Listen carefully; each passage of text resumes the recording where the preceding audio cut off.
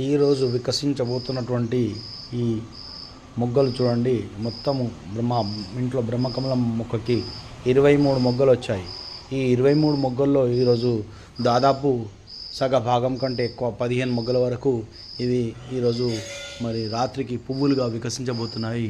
ఇవి చాలా చూడముచ్చటగా ఉంటాయి, సుగంధ భరితంగా ఉంటాయి. చాలా సుగంధ పరిమాణంతో కూడినటువంటి పుష్పాలు చాలా ఆనందాన్ని కలిగిస్తున్నాయి.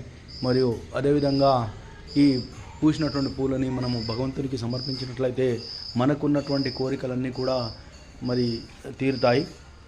ఇవే కాకుండా మరి వీటిని మనం ఈ వర్షాకాలంలో మరి ఎక్కువగా వచ్చినటువంటి మొగ్గలు ఈసారి మాకు మొత్తం 23 మొగ్గలు వచ్చాయి. సో ఇందులో 10-15 ఈరోజు విచ్చుకోబోతున్నాయి. అడుగు భాగంలో కూడా వీటిని చూడవచ్చు.